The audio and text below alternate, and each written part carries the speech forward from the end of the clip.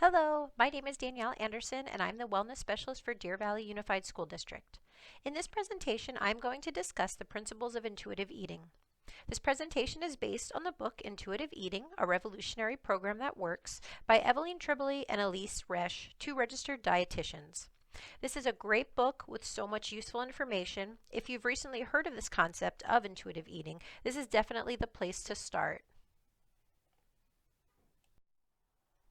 So, why should we consider intuitive eating? Diets have unreliable success rates. Research suggests that 85% to 95% of diets do not work beyond a couple of years, and in fact, most individuals regain all and often more of the weight they lost during their diet. And most diet success stories showcase examples of early weight loss, rarely beyond the 2-year mark. Diets also create an environment of restriction. Diets are consistently defined by the foods an individual eats versus the foods they restrict. Restriction makes specific foods the enemy. It creates unhealthy relationships with foods and eating, and ultimately it makes those foods seem more appealing and irresistible with time. Restriction is typically difficult to maintain over time. It is not sustainable for most people. Diets categorize foods as good or bad. Sure, there are definitely foods that can be categorized as healthier than others based on nutrient availability, but there are also foods and whole food groups that have unnecessarily bad reputations. Diets have side effects. Maybe some of these sound familiar to you. Thoughts of dieting and restricting foods automatically increase cravings for supposedly bad foods. Binges or overeating celebrations often follow the completion of a diet. Avoidance of foods due to fear of overconsuming. Feeling like you shouldn't eat certain things or socialize at gatherings where foods might be available. Progressively going on shorter and shorter diets and blaming your own lack of willpower. Using caffeine and other tricks to avoid eating. Repeatedly entering into food restriction patterns. Diet programs want you to believe that weight loss is a common result, but the reality is that all of these side effects are the common result. Intuitive eating has 10 principles to help build a healthier relationship with food and with eating. Principle 1. As we learned from the last slide, dieting just doesn't work in the long term.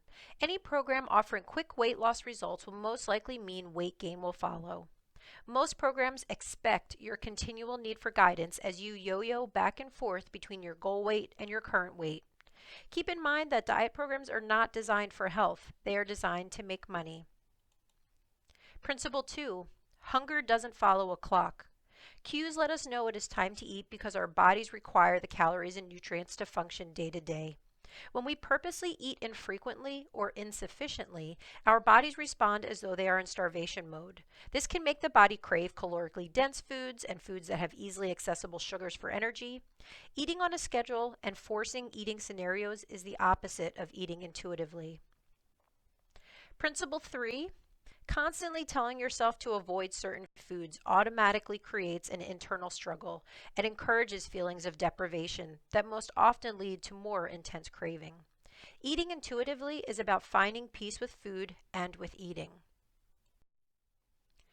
Principle 4. Following the rules to any diet often means categorizing foods as good and bad. It often means categorizing eating behaviors as good and bad. It means judging yourself as good or bad depending on how well you follow the diet's rules. Leaving behind the judgment is important when trying to eat intuitively. Principle 5. We all know our bodies have the ability to gauge when we're full, but many times we miss the cues. We can be consumed by our surroundings, TV and other screen time, work. We may have no idea how much we're actually consuming. We can also be too busy to really pay attention to the act of eating. When we eat on the go or we rush through meals to do something else, we can miss those important cues that help us eat intuitively. Principle 6. Finding satisfaction in what we eat is important when we're trying to eat intuitively for the simple reason that our bodies try to tell us what we need. If we are craving a specific item and we choose instead to replace it with a substitute, our body may not be completely satisfied by the substitute. And instead of moving on from the craving, the desire intensifies and more substitutes are then attempted. Principle 7. Sometimes it feels like the only way to cope with emotions like anxiety, loneliness, boredom, anger is through eating, or in some cases not eating. Emotional eating is kind of like the same idea of dieting in that we think it can provide a quick fix, but more often than not, it can increase the pain we are experiencing and only make things worse. Principle 8. We all have different body types, but diet culture thrives because many people have a way they think they're supposed to look. There's a great video called The Problem with Poodle Science. It's available on YouTube, and it illustrates the difficulty of expecting everyone to have the same body type goals. Principle 9. Just as we know that eating healthy foods can help us feel good, we know that regular exercise can help us feel good too. However, what sometimes happens is we choose exercise programs that we don't like in order to lose weight, and then we feel defeated when we give up the activity. Choosing activity options that allow us to have fun and feel good is a great way to feel better about ourselves, and we are more likely to be successful ultimately because sticking with it is more sustainable.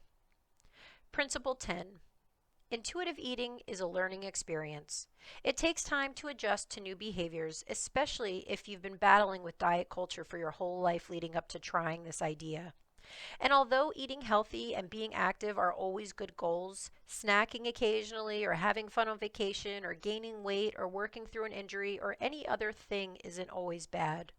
Consistent behaviors are more influential in the long run, and weight stability typically follows those behaviors that are sustainable. Be sure to check out the intuitive eating book that this presentation is based on, and look for the Poodle Science video on YouTube. It's a quick watch and it's definitely worth it. Thank you so much for listening, and I hope you have a wonderful day.